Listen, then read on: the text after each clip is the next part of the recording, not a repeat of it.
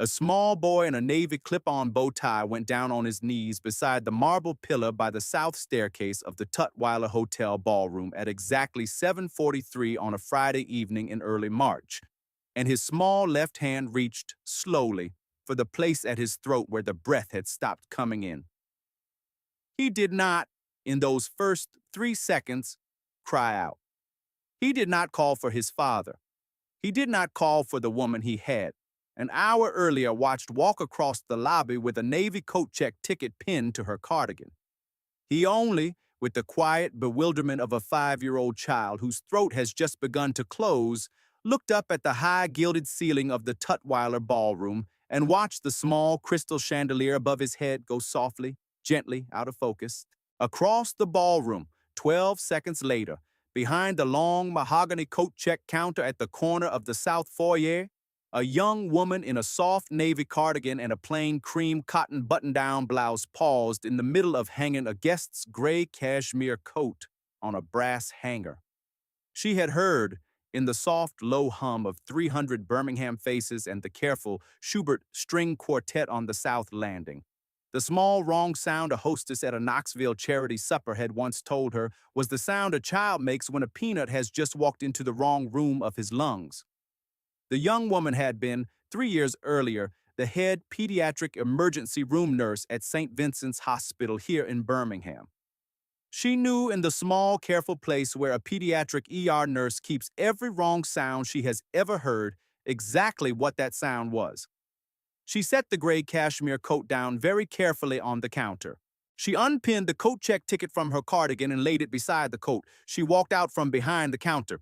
She walked the long length of the south foyer past the 10 round tables of dessert plates, past the soft amber glow of the wall sconces, past the small printed program with Coltrane Industries' Pediatric Asthma Research Gala on its cover, past the slow Schubert Quartet, and as she walked, she lifted the small cell phone from the front pocket of her cardigan, dialed the 3 numbers she had dialed 741 times in her career, and said into the phone in the calm, steady level voice of a registered nurse who had, in 11 years, never once in an emergency raised her voice. Birmingham 911.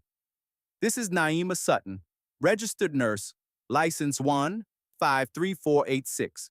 I have a 5-year-old male, anaphylactic respiratory distress, the Tutwiler Hotel ballroom, south staircase. He is conscious. His airway is partially closed. I need an ambulance and an EpiPen. ETA, please. Her name was Naima Sutton. She was 28 years old that March. She was that evening 5 months pregnant with her first child. She crossed the ballroom in 19 long, unhurried steps, weaving between the dessert chairs, past the gentleman in the silver-gray dinner jacket who had just turned, slowly in alarm, and she reached the boy at the marble pillar at exactly the moment his small body had begun to slip sideways down the cool white marble. She caught him, gently, with both arms beneath his armpits. She lowered him to the polished parquet floor on her own knees so that his small body lay across her lap with his head supported in the crook of her left elbow and his small chest accessible to her right hand. She said in the same calm, steady voice she had used into the phone but pitched now to a 5-year-old child whose name she did not yet know, "Baby, look at me. I am Miss Naima. I am a nurse. I am here. The medicine is coming. You and I are going to breathe slow together. Look at my eyes." The boy had looked up. His large, dark brown eyes had, in the half-second of recognition, locked onto hers. His small chest had been heaving in the small, short-pulled breaths of a child whose airway had narrowed to perhaps the diameter of a thin straw. His lips had begun, faintly, to take on the dusky blue color a pediatric ER nurse never, in her life, gets used to seeing on a child. Naima had said very quietly to the small crowd that had begun, in those first 30 seconds, to gather, "I need an EpiPen. Anyone in this ballroom carries an EpiPen, adult or pediatric, right now, please." A slim, sandy-haired woman in a long, emerald evening gown 3 tables back had, on her own daughter's account, carried in her clutch every evening for 9 years a single Mylan EpiPen Jr. with an unexpired April date stamp. She had, at Naima's word, been on her feet in 2 seconds. She had said, "I have one, I have one." She had walked very fast around the table. She had thrust the small orange and yellow EpiPen Jr. into Naima's right hand. Naima had said, "Thank you, ma'am. Stay close in case we need to do this twice." Naima had pulled the blue safety cap off the EpiPen with her teeth. She had pressed the orange tip firmly into the outer aspect of Eli's small left thigh through the navy wool of his suit pants. She had held it down for 10 slow, careful seconds, counting under her breath. She had felt the small click of the spring-loaded needle. She had withdrawn the auto-injector. She had massaged the injection site for 10 more seconds. She had laid her right palm flat across the small chest. She had said gently, "Breathe with me, baby. Slow, in through the nose, out through the mouth. The medicine is in. The medicine is going to open it up. Slow, slow. There you go. There you go." By the 80-second mark, the small boy's chest had begun to rise more deeply.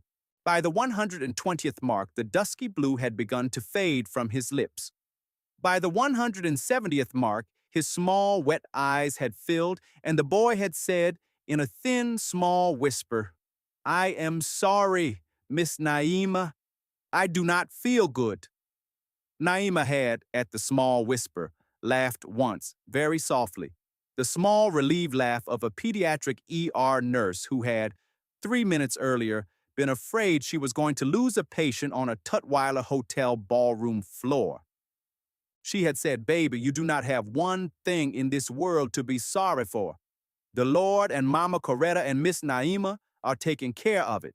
You hold my hand right now. Do not let go. Tell me your name," the boy had said. Eli Coltrane. "I am 5.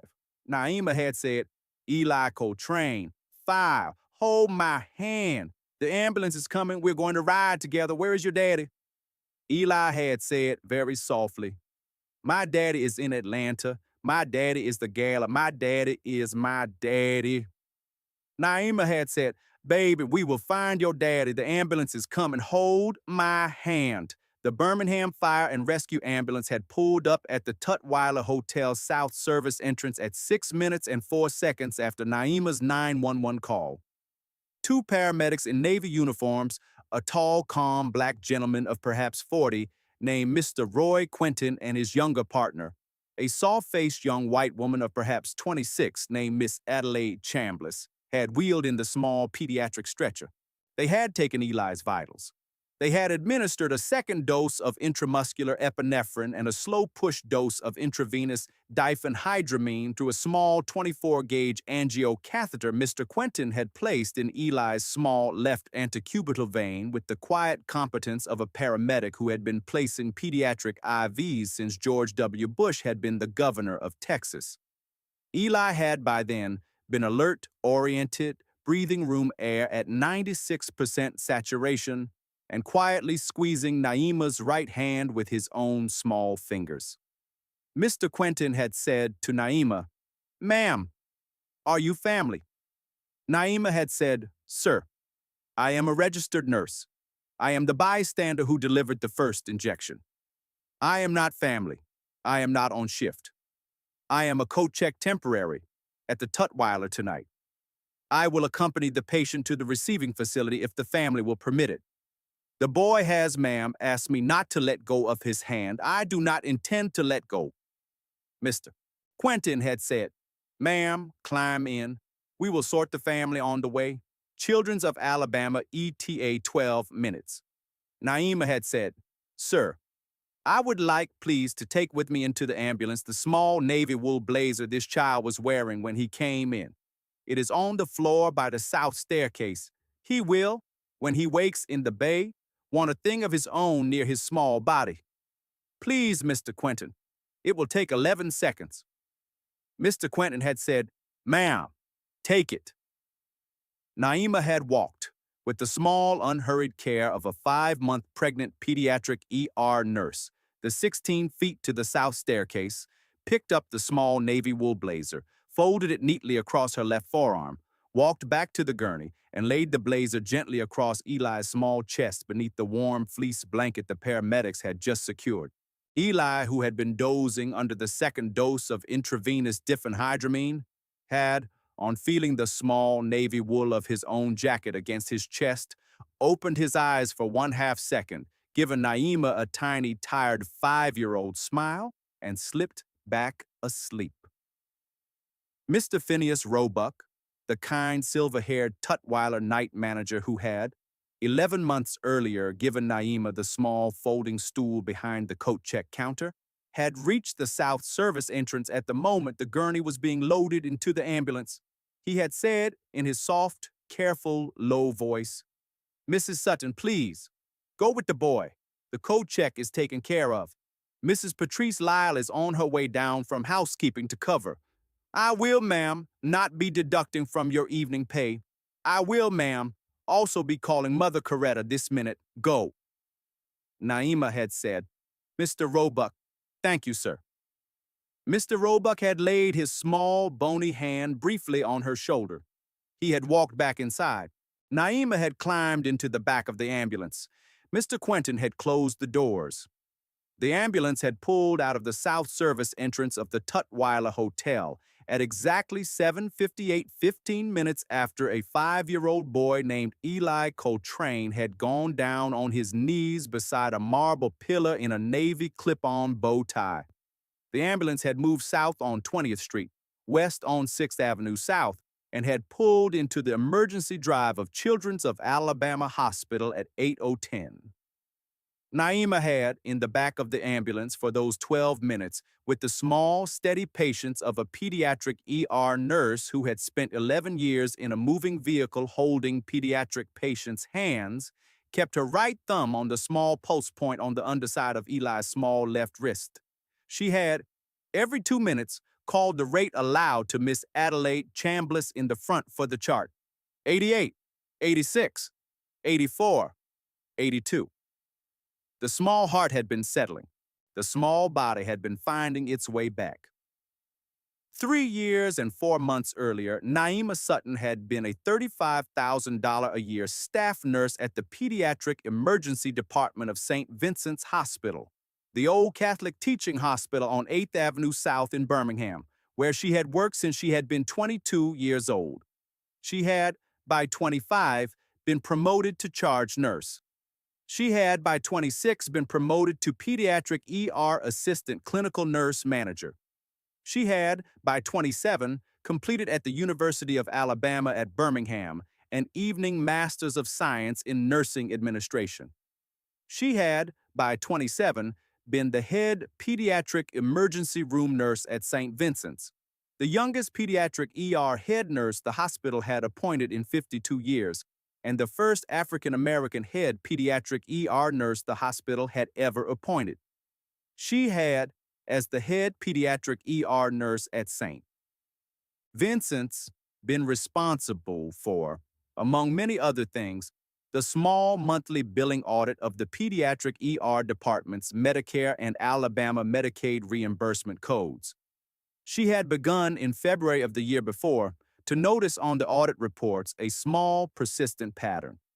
The pattern was that the department's Medicare pediatric reimbursement codes were, in a not quite random 10% of cases, being upcoded by a small administrative office on the second floor under a hospital administrator named Mrs. Bernadette Pruitt.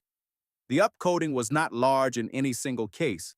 It was perhaps, on a typical case, a small $63 adjustment from a Level 3 evaluation and management code to a Level 4.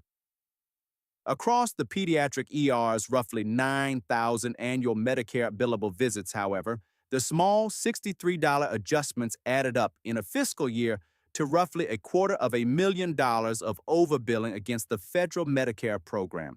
Naima Sutton had, in the first week of August, in the privacy of her own apartment kitchen in Avondale, sat down at her small Formica kitchen table, and with the calm, careful patience that a woman who has been a nurse for 7 years brings to a small, careful piece of paperwork, had filed electronically with the Office of the United States Attorney's Office for the Northern District of Alabama, a 38-page False Claims Act quitom complaint against St. Vincent's Hospital concerning the Medicare upcoding pattern.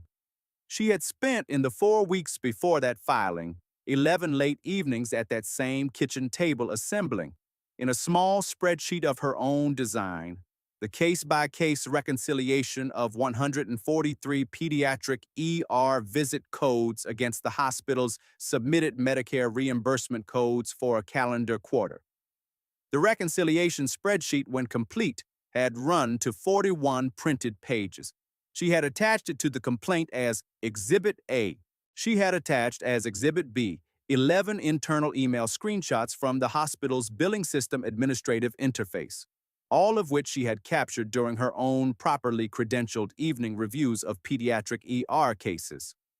She had attached as Exhibit C a small, careful 4-page narrative timeline of her own unsuccessful attempts to raise the upcoding pattern internally with 3 different layers of hospital management between February and July, all of which had ended in the same small, careful way. With her concerns being acknowledged, redirected to Mrs. Bernadette Pruitt's office on the 2nd floor, and 3 days later, quietly closed without action.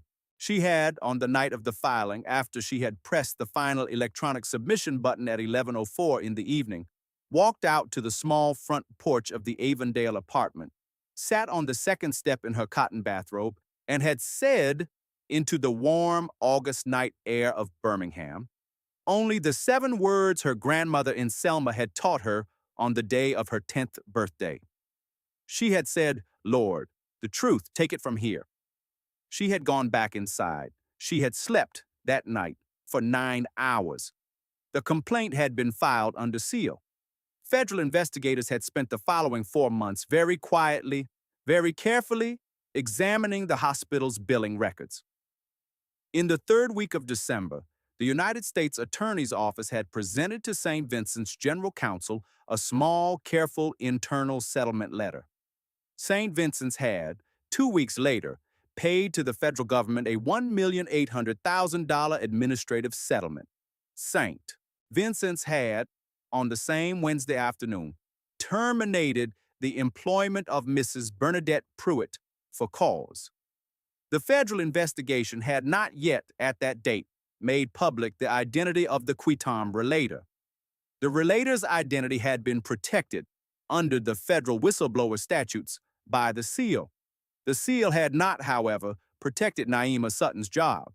On the morning of the 22nd of January, 6 weeks after the settlement, the hospital's chief operating officer had walked into Naima's small office on the 3rd floor and had, with the small, careful, regretful tone of a chief operating officer who is doing a thing he knows is wrong, said, "Naima, the hospital, in the wake of the settlement, is restructuring the Pediatric Emergency Department nursing leadership team. Your position has been eliminated. You will receive 30 days of severance and the standard COBRA notice. Please collect your personal items. The transition is effective today." Naima had said very quietly, "Sir, I am the quitom relator." The chief operating officer had said, "Naima, the hospital is not aware of the identity of the quitom relator. The restructuring is unrelated. Please collect your personal items." Naima had collected her personal items. She had walked out of St. Vincent's at 12:07 on a Wednesday afternoon in January, carrying a small cardboard banker's box containing her diplomas, her 2 pediatric nursing certifications, the small frame photograph of her mother, Mrs. Florence Sutton, who had, at 62, died of pancreatic cancer during Naima's first year of nursing school, and a small, worn brown leather portfolio that her own grandmother, Mrs. Lillian Faye Sutton of Selma, Alabama, had given her on the morning of her 20th birthday. She had filed that afternoon, with the help of a small civil rights attorney named Mr. Renwick Forsyth at the Cumberland School of Law's Pro Bono Retaliation Clinic, a complaint with the Equal Employment Opportunity Commission for retaliation under the False Claims Act anti-retaliation provisions. The EEOC complaint had been, since January, working its slow, patient way through the federal administrative process. Naima's husband at that time, a kind, quiet 30-year-old computer systems analyst at Regions Bank named Mr. Tobias Oates, had, in the 4 months after the firing, done his honest best. He had taken on extra contract work. He had canceled the small annual streaming subscriptions. He had moved them in March out of the small Avondale apartment they had been renting for 3 years and into a smaller one-bedroom in the slightly cheaper Roebuck neighborhood. He had sold his weekend hobby drone collection on Craigslist. He had, by mid-April, been working 90 hours a week. He had, by the end of April, been, in his careful, quiet way, quietly broken by the financial pressure. They had had a long, careful Sunday evening conversation on the small porch of the Roebuck apartment in the second week of May, in which Tobias had said, with the dry, small voice of a man who had been, for 4 months, pretending he was not afraid, "Naima, I love you. I love you. I love you. I do not know how to do this. I do not know how to do 4 months of this. I do not, my love, know how to do 24 months of this. I do not, my love, know how to be the man on the porch you need me to be tonight. I am so sorry." Naima had, after the third "I love you," allowed herself to weep, very quietly, into her own folded hands. They had separated by mutual agreement on the morning of the 17th of May. Tobias had moved that day to his older sister's spare room in Hoover. He had filed for a no-contest divorce on the 1st of July. The divorce had been finalized in early September. Naima had, on a Tuesday afternoon in late September, learned at her 4-month obstetric appointment with Dr. Aphrodite Pendleton at the UABOBGYN clinic that she was, in fact, 4 months and 1 week pregnant with a conception date that, as best as Dr. Pendleton could reckon, fell within the week of her and Tobias's farewell Sunday evening conversation. Naima had been, when Dr. Pendleton had told her, very still on the examination table for a long-held minute. She had then said, in the small, steady voice she had used 8 months earlier on the stand of a federal district courthouse, "Dr. Pendleton, I am going to keep this baby. I will, doctor, need a list of low-cost prenatal vitamins, a referral to the Birmingham Healthy Start program, and the name of a women's transitional housing program. My current housing is, as of this Saturday, no longer mine. My ex-husband and I had been splitting the Roebuck rent. I cannot, on my pending EEOC retaliation award, which has not yet, doctor, arrived, keep that apartment alone." Dr. Pendleton had said, "Naima, the Coretta Hearth on 16th Street. Mother Coretta Mayfield. She and I attend the same church. I will call her this afternoon. She will have a bed for you by Friday." The Coretta Hearth on 16th Street had been founded in 1996 by a soft-eyed, warm-faced, sturdy African-American widow of 72 named Mother Coretta Mayfield, the widow of a long-serving 16th Street Baptist Church deacon named Mr. Jubal Mayfield, who had passed of a heart condition at 59. The Coretta Hearth was a small 12-bed transitional housing program for African-American women in late-stage pregnancy, in the early postpartum period, or with infants under 12 months who were, for one reason or another, between roofs. The Hearth occupied the upper 2 floors of a converted 3-story brick warehouse on 16th Street, 4 blocks south of the 16th Street Baptist Church, in the warm shadow of the Civil Rights Institute. Mother Coretta had, since 1996, sheltered 3,041 Black women through their hardest months. She had, on Friday the 25th of September, accepted Naima Sutton as resident number 3042. Naima had moved into the small, clean, second-floor room she would share with a soft-spoken 23-year-old woman from Tuscaloosa named Miss Octavia Pinckney, who had, 2 months earlier, lost her own apartment after a medical bill she had not been able to pay had become a court judgment. Octavia had been, in late October, 8 months pregnant with her own son. She had become, over the months that followed, Naima's closest friend at the Hearth. On the 11th of November, Mother Coretta had walked Naima to a small back corner office at the hearth and had handed her a small printed flyer. The flyer had read simply Birmingham Hospitality Staffing, Temporary Evening Positions, Tutwiler Hotel, Coat Check, 4 hours, $14.50 per hour. Mother Coretta had said, "Baby, the Tutwiler is good people. The night manager, Mr. Phineas Roebuck, is a deacon at our church. He has held this slot for you since I called him on Tuesday. He knows you are pregnant. He will give you a stool. He will not, baby, ask any questions. Go on a Friday evening. Make your $14.50 an hour. Bring it home in the brown envelope. Save what you can for the baby." Naima had said, "Yes, Mother." She had worked at the Tutwiler Coat Check on the second Friday in December. She had worked it on the fourth Friday in December. She had worked it on the second Friday in January, the second Friday in February. She had been, by the first Friday in March, a familiar small, steady navy cardigan presence behind the long mahogany coat check counter at the south foyer of the Tutwiler Hotel ballroom. She had, on the first Friday in March, worked the gala that the printed program had identified as the Coltrane Industries Pediatric Asthma Research Gala, hosted by a man whose name Naima Sutton had, over the past 11 months in Birmingham, heard mentioned 3 times in the Birmingham news, but to whom she had never in her life been introduced.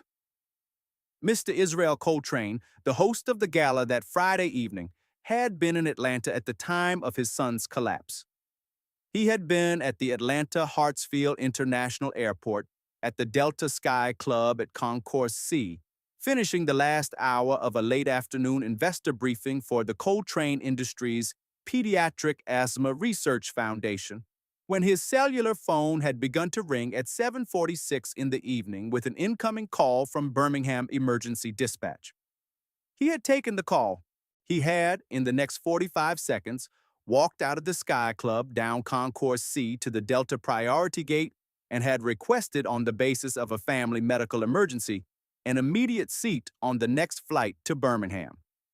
The Delta Gate agent, a kind blue-uniformed white woman of perhaps 50 named Mrs. Constance Ridge, had said, "Mr. Coltrane, the 7:55 flight is closed. The 8:30 has 1 seat in first class. Hold." She had typed. She had said, "Sir, confirmed. Your bag will follow tomorrow."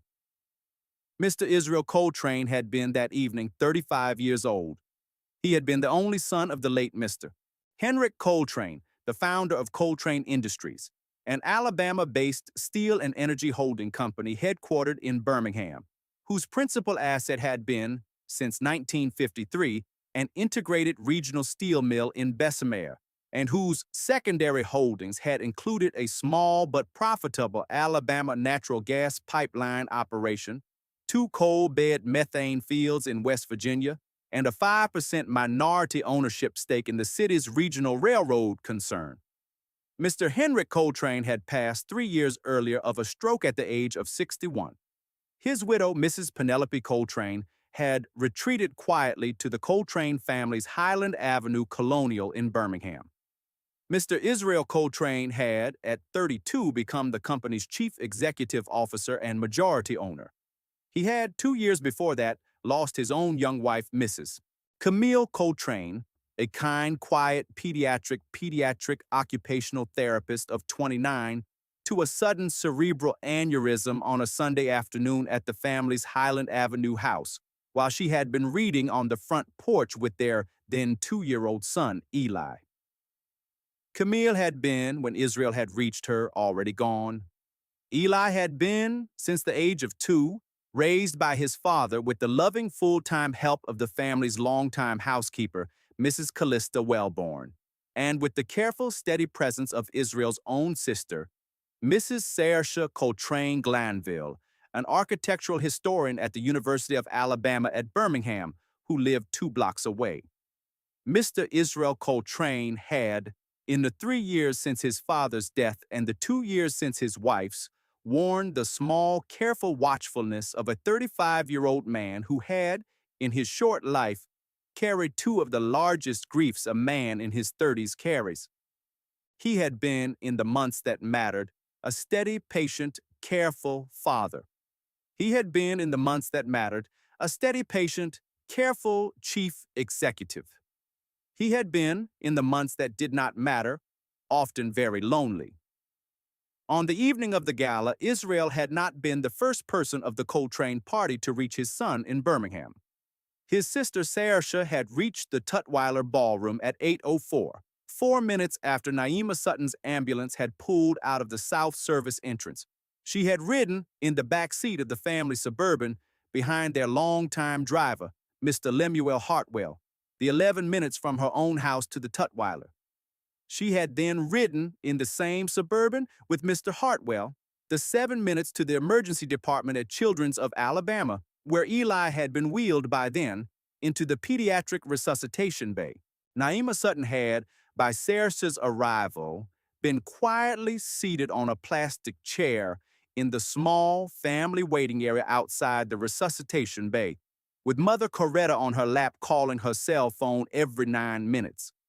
Saoirse Coltrane Glanville had, on entering the family waiting area, looked at Naima for a long-held moment. She had said in the calm, careful, warm voice of a 38-year-old big sister who had, at her brother's house at 4 in the afternoon every Saturday for 2 years, been the woman who had made sure her nephew ate his green beans. "Ma'am, my name is Saoirse Coltrane Glanville. I am Eli's aunt. The desk nurse has just told me that you are the bystander who delivered the EpiPen.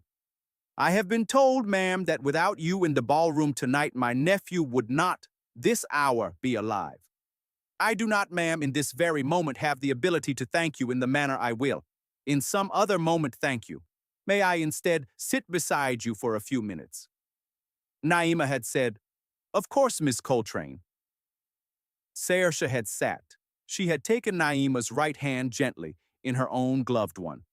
She had, for the 11 minutes that followed, before her brother's flight had landed at Birmingham Shuttlesworth International Airport, simply held Naima's hand without speaking. Naima had, for the first time in 7 months, not in those 11 minutes, felt entirely alone in the city of Birmingham, Alabama. Mr. Israel Coltrane had walked through the automatic doors of the Children's of Alabama Pediatric Emergency Department at 9:41. He had been wearing that evening a charcoal gray wool suit with a slim navy silk tie that he had not, for the past 2 hours, been able to retie properly, polished black Oxford dress shoes, and his late father's small silver pocket watch chain across his vest. He had been 6 feet and 1 inch tall, broad-shouldered, with deep, warm brown skin, close-cropped black hair clipped in a neat fade, a full, close-trimmed black beard, calm, careful, dark brown eyes, and the small, visible tightness around his jaw that a 35-year-old father carries when his 5-year-old has, 2.5 hours earlier, gone down on his knees on a ballroom floor. The pediatric attending doctor. Benedict Cobb, a calm, soft-spoken African-American physician of 42, had met Israel at the resuscitation bay door. "Doctor," Cobb had said in his low, patient voice, "Mr. Coltrane, Eli is stable. Eli is going to be all right. We have admitted him to the pediatric intensive care unit upstairs for overnight observation. We will, by morning, almost certainly transition him to the floor and home by Sunday afternoon." "Sir, Eli is going to be all right, because a registered nurse who happened to be working coat check at the gala saw him fall, called 911 in 8 seconds, sourced an EpiPen from a guest in fewer than 30 seconds, and delivered the injection at exactly 92 seconds after the airway began to close." Mr. Coltrane. "Sir, the bystander nurse's name is Mrs. Naima Sutton. Ms. Sutton is in the family waiting area with your sister. She is, sir, the reason your son is upstairs. I wanted you to know that, sir, before you walked into the bay," Israel had said in a voice that had not, since his wife's funeral, been quite so quiet. "Dr. Cobb, thank you. May I see my son first? Then, with your permission, I would like to thank Miss Sutton." Dr. Cobb had said, "Of course, Mr. Coltrane." Israel had spent the next 45 minutes at his son's bedside in Pediatric Intensive Care Unit Room 4. Eli had been, on his arrival, asleep on a nasal cannula at 2 liters of supplemental oxygen, his small chest rising in the deep, slow breaths of a 5-year-old whose system had finished its long fight. Israel had sat beside the small hospital bed in the visitor's chair and had laid his right palm gently across the small chest and had said in the small whisper of a father who had been afraid for 2.5 hours, "Eli, Daddy is home. Eli, Daddy is home." At 10:32, Israel had risen quietly, kissed Eli's small forehead, walked out of room 4, taken the elevator down to the second-floor family waiting area, and had stopped 10 feet inside the door at the sight of Naima Sutton, by then alone. Sarah had gone home at 10 to relieve Mrs. Callista Wellborn for the night, seated on a small upholstered chair beside the empty fish tank, her hands folded across the small round of her pregnant belly, her dark eyes closed as though in prayer, her lips moving, very slightly, with the quiet rhythm of the 23rd Psalm. Israel had not, in those first 10 seconds, walked across the room. He had only stood with his hand on the doorframe and had watched a 5-month pregnant young woman in a soft navy cardigan finish in silence the prayer she had been saying for his son. Naima had finished. She had opened her eyes. She had, on seeing Mr. Israel Coltrane in the doorway, risen slowly, with the careful, slow unhurriedness of a 5-month pregnant woman who had been seated for 2.5 hours. Israel had said, "Ma'am, please sit, please." Naima had said, "Sir, Mr. Coltrane, your son is upstairs. He's going to be all right. The attending told me at 10:04. He is sleeping. He is breathing room air on the cannula. He has been admitted to the PICU under Dr. Cobb. He will, sir, be home by Sunday afternoon."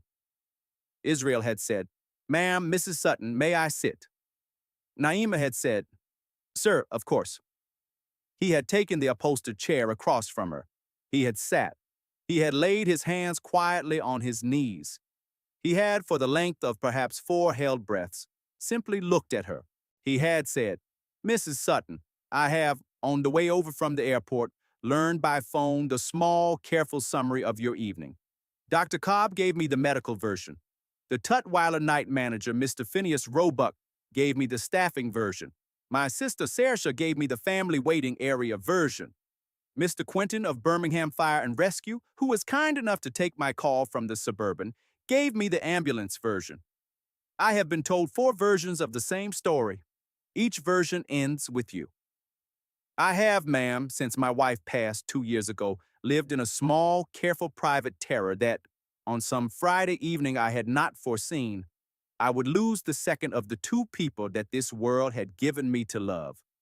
The Lord, ma'am, has, this evening, in a Birmingham hotel ballroom, sent me you. I am not, ma'am, going to know, in the 12 hours I have just spent on a Delta flight from Atlanta, what to say to you. I will in some other 12 hours find what to say. I will say, this evening only the small things I am this evening able to say.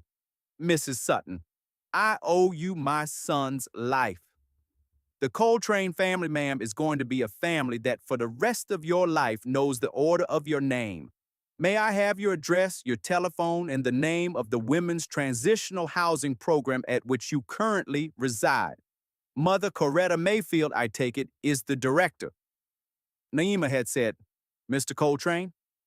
"Yes." She had given him the address, the phone, and Mother Coretta's name. He had written each in the small, steady hand of a man who took notes carefully even at 10:43 at night, in a small black moleskin notebook he had taken from his inside breast pocket. He had said, "Mrs. Sutton, will you sit with me here in this waiting area for 2 more hours until my son comes off the supplemental oxygen and the cannula has been removed? I will, after he's on room air, drive you home in the family Suburban with Mr. Hartwell. Will you allow that, ma'am?" Naima had said, "Mr. Coltrane, I will sit. The supplemental oxygen will not, by the standard pediatric weaning protocol, be removed until perhaps 3 or 4 in the morning. I had not, sir, intended to leave this hospital until your son was on room air anyway. I had, sir, intended to walk out at 5 in the morning and to take the 418 to the Coretta Hearth. If you and Mr. Hartwell wish to ride with me at that hour, I will accept the ride. Sit, sir. He had sat. They had sat together in the small fluorescent-lit hospital family waiting area on the second floor of Children's of Alabama, between the small empty fish tank and the small wooden cross that hung crooked on the south wall, for the 4 hours that followed. They had not, for the first hour, spoken. Israel had, every 25 minutes, walked upstairs to room 4 to lay his right palm on his son's chest. Naima had, in the meantime, written in the small blue 5-and-dime spiral notebook her grandmother in Selma had given her on the morning of her 10th birthday, the small, careful, single true sentence she had written every night since the age of 10 before she went to sleep. She had written, on the open page, only the 8 words she had rehearsed silently on the small chair while Israel had been upstairs. She had written, "Tonight the Lord let me catch a small boy." She had closed the notebook. In the second hour, they had begun, very quietly, to talk. He had asked her, with the careful courtesy of a man who had been raised by a Camille Coltrane to ask gently, what had brought a registered pediatric ER nurse to a Tutwiler coat check station. She had told him. She had told him in the steady, patient, careful, low voice she had used on the stand of the Federal District Courthouse. The small, careful 4-paragraph version of the St. Vincent's Medicare upcoding quitam case, the retaliatory restructuring in January, the small, kind, quiet collapse of her marriage in May, the slow, patient pregnancy of June through October, Mother Coretta's flyer for the Tutwiler in November, and the 4 months of Friday evening shifts. She had, in telling it, not wept. She had, in telling it, laid her right hand quietly across the round of her pregnant belly, and had, twice during the telling, paused for a held breath when the small life inside her had given a small kick. She had told him about her grandmother, Mrs. Lillian Faye Sutton of Selma, who had, on the morning of Naima's 10th birthday, given her the small blue 5-and-dime spiral notebook and had said, "Baby, 1 true sentence a night. The Lord, baby, takes those." She had told him about her late mother, Mrs. Florence Sutton, who had, in the spring of Naima's first year of nursing school, said to Naima from the hospice bed at UAB on the afternoon she had passed, "Baby, you will take care of other people's babies. I have asked the Lord to give you that work. He has said yes. Take it." She had told him also that the small kicks she had been feeling for the past 19 days had been, in her private guess, those of a daughter. She did not yet know. She would know, she told him, on the 20th of March at the second trimester ultrasound. She had, in advance of that morning, already chosen the daughter's name. Verity. After a small, careful word her grandmother had taught her on the porch of the Selma house when she had been 6. Naima had said, "My grandmother told me, Mr. Coltrane, that Verity is the eldest daughter of Truth, and that she takes longer to arrive than Truth does, but always in the end, arrives." Mr. Coltrane had, on Verity, smiled for the first time in 2.5 hours. He had said, "Mrs. Sutton, that is a fine name." He had, when she had finished, sat with her in silence for a held minute. He had, after the held minute, said only, in a low, careful voice, "Mrs. Sutton, the Lord is, in my private opinion, a much better arranger of consequences than men like me are accustomed to giving him credit for. I will not this evening in this waiting area attempt to do the Lord's job for him. I will, with your permission, on Monday morning at 9, place a small, careful telephone call from the Chief Executive's office of the Coltrane Industries headquarters in Birmingham to a longtime senior counsel of mine named Mr. Ulysses Trevino Strange of the Trevino Strange firm, who is, ma'am, the most patient and most thorough corporate investigations attorney I have ever in my life retained." I will ask Mr. Trevino Strange to take a small, careful look at the public record of your EEOC complaint and at the public record of the QY Tom settlement at St. Vincent's. I will not, ma'am, ask Mr. Trevino Strange to do anything beyond look at the public record. I will, after he has looked, telephone you from his office with your permission on Tuesday afternoon, and we will, with your permission, discuss what, if anything, the Lord might next ask of any of us. Naima had said, Mr. Coltrane, yes.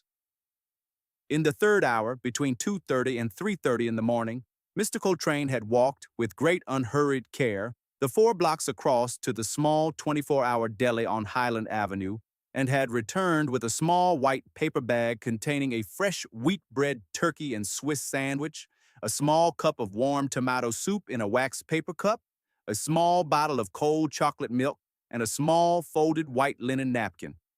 He had set the small white paper bag on the laminate side table beside Naima. He had said, Mrs. Sutton, I am not, ma'am, going to ask whether you have eaten this evening. I am, ma'am, only going to set this bag here. The deli, ma'am, is from a place my late wife Camille used to take Eli on Saturday afternoons when she had errands at the office across the street. Eat the soup, ma'am, the baby needs the soup. Naima had said, very softly, Mr. Coltrane? Thank you, sir. She had eaten the soup. She had eaten half the sandwich. She had drunk the chocolate milk in 3 slow swallows. She had folded the small white linen napkin carefully across her knee. At 3:48 in the morning, Dr. Cobb had come down to the family waiting area to tell them that Eli was on room air, that his oxygen saturation had been holding at 98% on no supplemental oxygen for 4 to 8 minutes, and that Israel could, with their permission, take Naima home and return at 6. Israel and Naima had walked out to the family suburban at the south parking deck. Mr. Lemuel Hartwell had been waiting in the driver's seat. Israel had opened the rear passenger door for Naima with the small, unhurried courtesy of a 35-year-old Birmingham gentleman. The suburban had pulled out at 4:01. Mr. Hartwell had driven. Naima and Israel had ridden in the back seat in the quiet, small silence of 2 people who had agreed, without speaking, to let the suburban do most of the speaking for the duration of the ride. The suburban had pulled up at the front door of the Coretta Hearth on 16th Street at 4:19. Mother Coretta Mayfield, in her cream cotton robe, had been waiting at the lit front door with a small mug of warm chamomile tea in her hand. She had said only, on opening the rear door of the suburban herself, Baby, come in. Mr. Coltrane, park the suburban. Come in. The kettle is on. We will, all of us, have a sit-down. Mr. Coltrane had, with great courtesy, parked the suburban with Mr. Hartwell. He had come in. The 3 of them had sat at Mother Coretta's small, warm, yellow kitchen table for 43 minutes. Mother Coretta had poured them each a small mug of chamomile tea. She had laid out on a small, chipped blue plate 3 slices of buttered cornbread.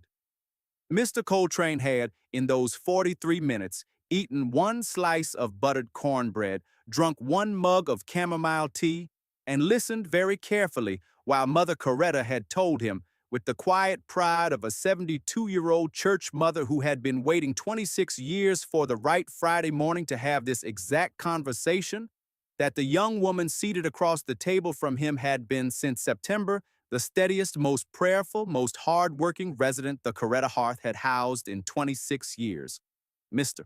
Coltrane had, on his way out at 5:05, taken Mother Coretta's hand in both of his and had said very quietly, only the 7 words a 35-year-old man says to a 72-year-old church mother when he intends, in the months that follow, to honor her. He had said, Ma'am, I will not forget this kitchen. Mother Coretta had said, Son, the hearth will not, in any event, forget you. He had walked out. The suburban had pulled away at 5:07. Mr. Ulysses Trevino Strange of the Trevino Strange firm had, at 9 in the morning on Monday the 7th of March, taken a phone call from the chief executive's office of Coltrane Industries headquarters at the 1 North 20th Street Tower in Birmingham. By Tuesday at 4 in the afternoon, Mr. Trevino Strange had reviewed every public filing in the Quitam case and the EEOC complaint and had concluded in a 4-page letter summary that Mrs. Naima Sutton's restructuring in January had been on the public record a textbook retaliation under the Federal False Claims Act anti-retaliation provisions. By Friday at noon, Mr. Trevino Strange had quietly telephoned the general counsel's office at St. Vincent's Hospital and had, in the small, careful voice of a 44-year senior corporate investigations attorney, suggested that the hospital might wish to revisit its January restructuring decision in light of what Mr. Trevino Strange had described as certain external interest from a Birmingham philanthropic concern. By the second Tuesday in March, St. Vincent's had issued on its own letterhead a small, careful 3-paragraph public apology to Mrs. Naima Sutton, restoration of her pension and seniority dating back to the date of her termination, restoration of her health benefits and tenure clock, an offer of a return to her former position as head pediatric ER nurse at her original salary, plus a 6% retroactive cost of living adjustment, and a one-time retroactive restitution payment of $41,000 representing the back wages Naima had been denied between the date of her termination and the date of the apology. The hospital's general counsel had, in a small, careful letter delivered by hand to the front desk of the Coretta Hearth that same Tuesday morning at 10:11, expressed on behalf of the hospital deep and unreserved regret for the chief operating officer's January conduct, and had committed the hospital, going forward, to a comprehensive external whistleblower protection program to be drafted by Mr. Trevino Strange's firm and adopted by the hospital's board no later than the following September.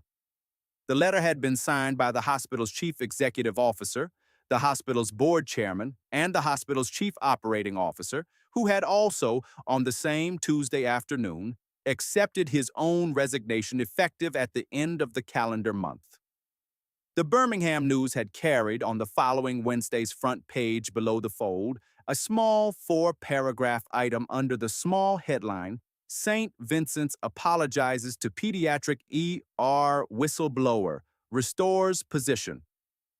Naima had read the small, careful 3-paragraph letter at the kitchen table of the Coretta Hearth on a Wednesday morning at 7:04, with Mother Coretta beside her and Octavia Pinckney across the table holding a small 2-week-old baby boy named Master Cyril Augustus Pinckney. She had, after the third reading, laid the letter down on the small wooden table. She had said very quietly, "Mother Coretta, I have this morning learned that I have been restored. I will not, Mother, return to St. Vincent's.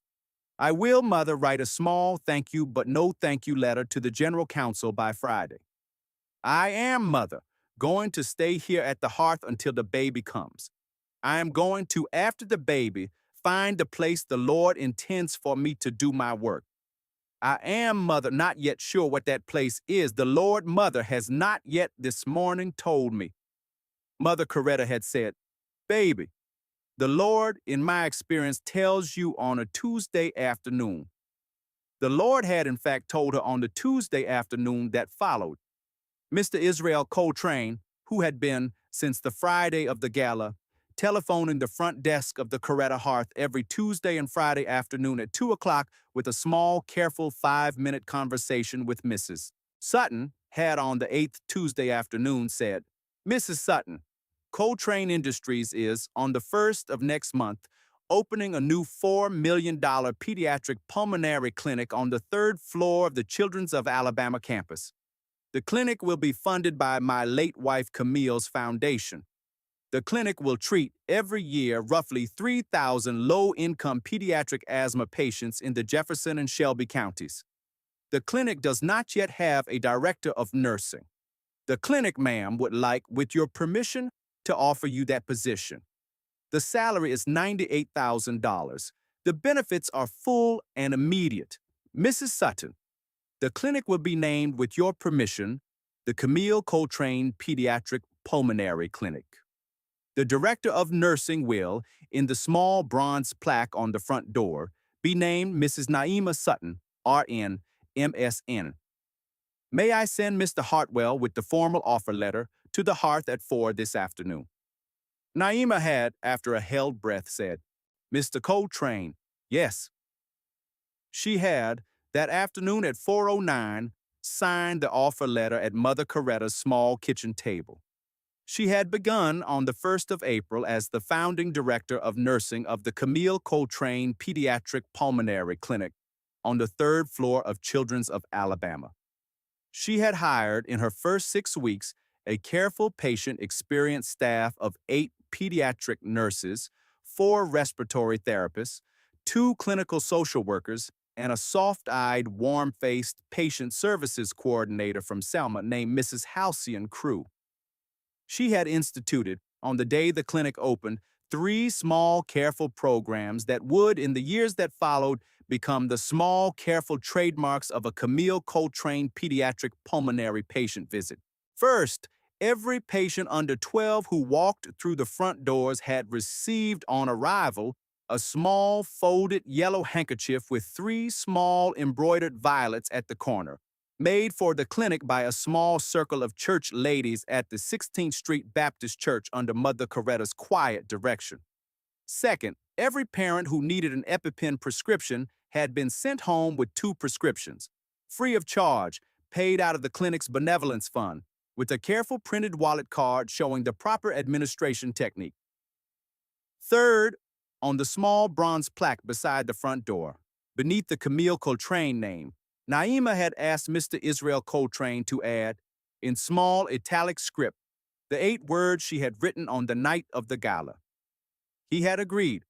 The plaque, since the day it was unveiled, had read, beneath the names, in small italic script, Tonight the Lord let me catch a small boy. Naima had, on the morning of the 2nd of June, given birth to a healthy 6-pound, 11-ounce baby girl at the labor and delivery floor of UAB Hospital. She had named the baby Verity Camille Sutton, the Verity for the reason a woman who has filed a 38-page False Claims Act quitam complaint at her own kitchen table names a daughter Verity, and the Camille for Mrs. Camille Coltrane, the kind, quiet pediatric occupational therapist whose name the 3rd floor pediatric pulmonary clinic now wore. Mr. Israel Coltrane had been, on the morning of the 2nd of June, in the labor and delivery waiting area at the request of Mother Coretta, who had, 3 weeks earlier, said to Mr. Coltrane on the front porch of the Hearth, Son, you will be, on the morning that baby comes, in the waiting area. Do not, son, be a man who is not in the waiting area. Will I see you at 5 in the morning if I call? Mr. Coltrane had said, Ma'am, you will. He had been in the waiting area at 5. The slow, careful courtship of Mr. Israel Coltrane and Mrs. Naima Sutton had begun, in the patient, unhurried Birmingham manner Mother Coretta would, in the months that followed, repeatedly describe to her circle as the right pace, son, the right pace, on the 2nd Sunday in August. Mr. Coltrane had asked Naima on the front porch of the Highland Avenue Colonial. After a small Sunday supper of fried chicken and butter beans, Mrs. Callista Wellborn had cooked for the 4 of them, Israel, Naima, Eli, and a 6-week-old Verity, whether Naima would consider, at her own pace and at her own choosing, a slow, patient courtship. Naima had said, with the small, careful steadiness she had used in 11 federal pleadings, Mr. Coltrane, I have, in my life, been once a wife. I am, in this life, also a mother. I will not, sir, be a wife who is not also fully a mother. My daughter is 6 weeks old. I will, sir, not court a man who does not, at her hour of need, hold her over his shoulder while she sleeps. Mr. Coltrane had, without a word, walked across the porch to the small wicker bassinet, lifted 6-week-old Verity Camille Sutton gently to his shoulder, and had stood at the porch railing rocking her very gently for the next 11 minutes, until Verity had fallen, deeply asleep against the navy wool of his shoulder. Naima had said, Mr. Coltrane, the Lord has, evidently been telling you to do that for some weeks. Mr.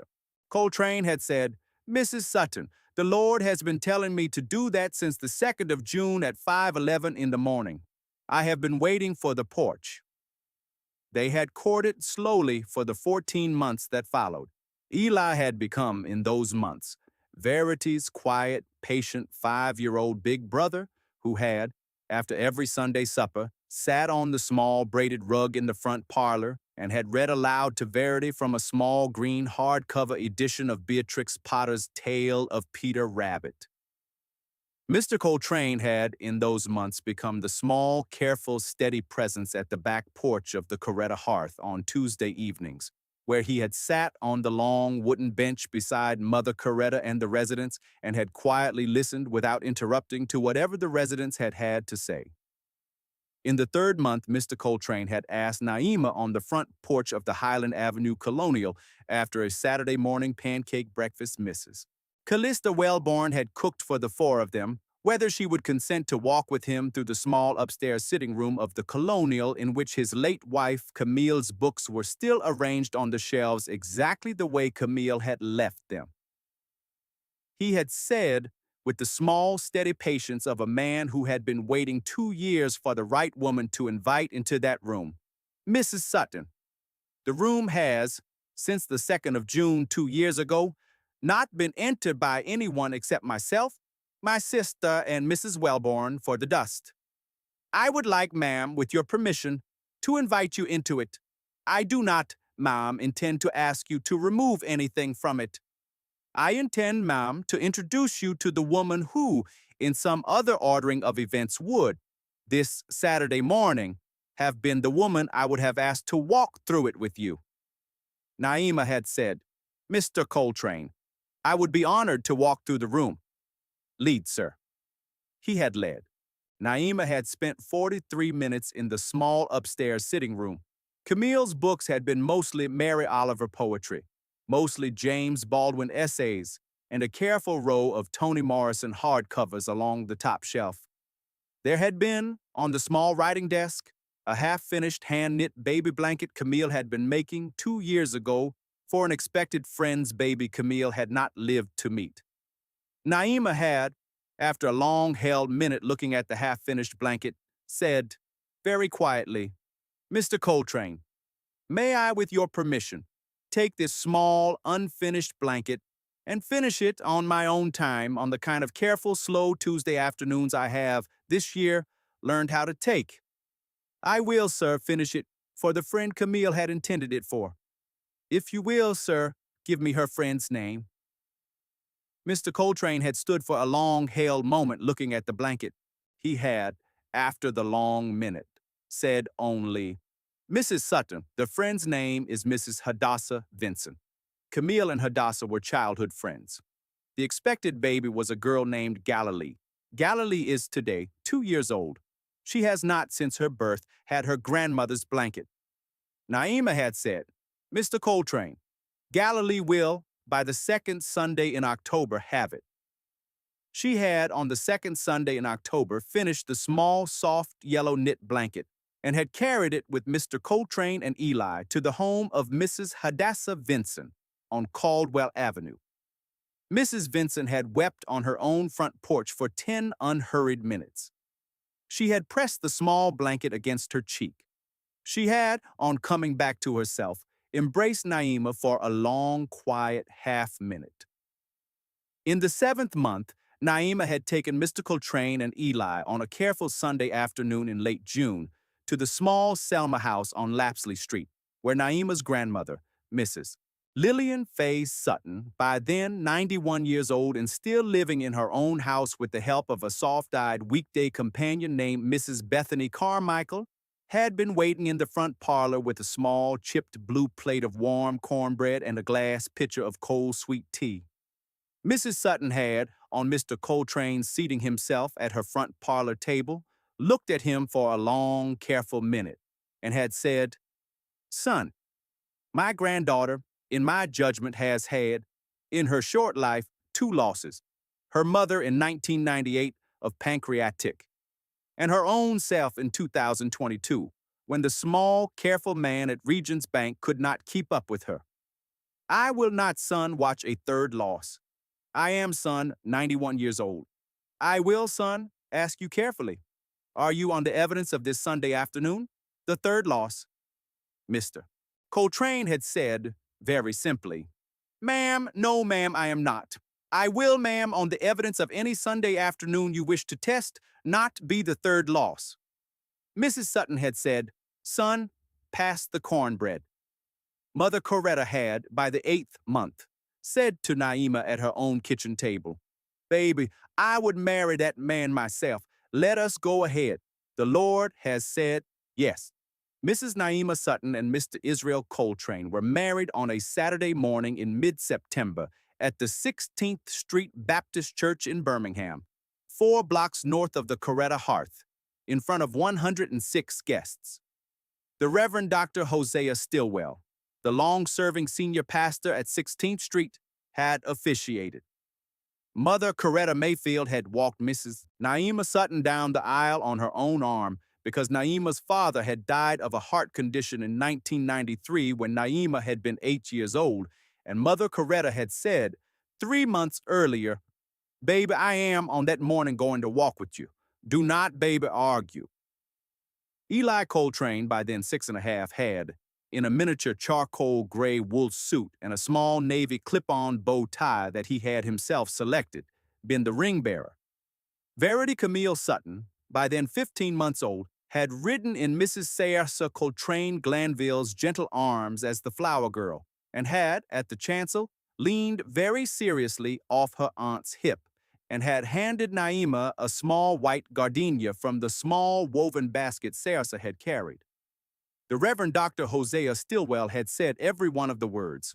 He had, at the last, said, "Now by the power vested in me by the state of Alabama and by the Lord of heaven, I pronounce Israel Coltrane and Naima Sutton husband and wife. Mr. Coltrane, you may kiss your bride." Mr. Israel Coltrane had, very gently, kissed his bride.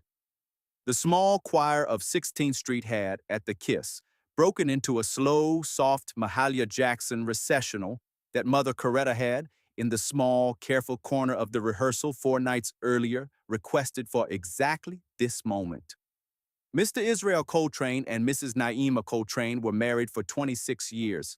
They had, in the 3rd year of the marriage, a son they named Henrik Jubal Coltrane, after Israel's late father and Mother Coretta's late husband called Hank, who grew up to be a kind, quiet pediatric pulmonologist at Children's of Alabama. They raised Eli Coltrane and Verity Camille Sutton Coltrane, Verity having, on the day of the wedding, been quietly adopted by Israel Coltrane in a small, careful courthouse proceeding at the Jefferson County Probate Court 2 days before the ceremony, as the 2 older siblings of Hank. Eli Coltrane grew up with the quiet, steady patience of a child who had at the age of 5 been carried back from the edge of his life by a stranger in a navy cardigan to become a pediatric anesthesiologist. He worked in his career at Children's of Alabama, 3 floors above the Camille Coltrane Pediatric Pulmonary Clinic his mother Naima had opened. Verity Camille grew up to become a federal civil rights litigator at the Southern Poverty Law Center in Montgomery. Hank, as said, became a pediatric pulmonologist. Mother Coretta Mayfield lived to be 96, dying peacefully in her sleep at the hearth on a Tuesday afternoon in late spring with Naima at her bedside. Mr. Israel Coltrane died of a stroke on a Thursday morning in late October of their 27th year, on the Highland Avenue front porch, with the morning paper folded in his lap. Naima, by then 56 years old and the chairman of the Camille Coltrane Pediatric Foundation, had buried him at Elmwood Cemetery beside his mother and his father. She lived 24 more years. She kept on the small pine nightstand of the Highland Avenue master bedroom for those 24 years, the small blue 5-and-dime spiral notebook she had carried into the family waiting area of Children's of Alabama on the night of the gala. There were, on the day she went to her Lord at the age of 80 in the same Highland Avenue house, 52 of those notebooks on a small pine shelf in her closet. Her daughter Verity would, In the years that followed, edit and publish a small, thin volume of 304 of those sentences, under the title, Tonight the Lord Let Me Catch a Small Boy, The Night Notebooks of Naima Sutton Coltrane. The first sentence in the book was the 8-word sentence Naima had written at 10:36 in the evening at the second-floor family waiting area of Children's of Alabama, on a small upholstered chair beside an empty fish tank and a small wooden cross hanging slightly crooked on the south wall, while a 35-year-old man named Israel Coltrane had, 3 floors above her, quietly laid his right palm across his 5-year-old son's chest. It read, Tonight the Lord let me catch a small boy. There are people in this world who will tell you that a 5-month pregnant registered nurse on her 13th Friday evening shift behind a Tutwiler hotel coat check counter is a woman whose Friday evenings are no longer of consequence. There are people in this world who will tell you that a 38-page False Claims Act quitam complaint filed at a small Avondale Formica kitchen table on the 11th of August is a complaint the Lord does not bother, particularly, to track. There are people in this world who will tell you that a small 5-year-old boy in a navy clip-on bow tie at a Birmingham charity gala on the first Friday in March, going down on his knees beside a marble pillar, is a small boy whose only hope is the 8-minute Birmingham fire and rescue ambulance that will, ma'am, in any event arrive too late. We disagree. This story was told for you tonight by a voice that loves you, for hearts that have carried more than their share. May the small wrong sound a Knoxville hostess once taught you to listen for be heard this Friday evening in the back corner of the only ballroom you happen to be standing in. May the orange and yellow Mylan EpiPen Jr. with the unexpired April date stamp in the clutch of a sandy-haired stranger 3 tables back come when you call for it in 2 seconds. May the Birmingham 911 operator who picks up on the second ring know your license number before you have to say it twice. May Mr. Lemuel Hartwell, in the family Suburban, be parked in the South Service entrance when you walk out. And may Mother Coretta Mayfield, on the front porch of the hearth at 4:19 in the morning, be holding the door open with a mug of warm chamomile tea. And may every small, careful, patient, single, true sentence you have written in pencil in a small blue 5-and-dime notebook on a pine nightstand at the Coretta hearth be in the fullness of the Lord's appointed time, read aloud 40 years from now by your own daughter in a small worn book that bears on its cover in your own hand the 8 words you wrote on the night you caught the small boy. Thanks for watching. If you enjoyed the story, please subscribe to this channel and tell us where you're watching from. Have a wonderful day.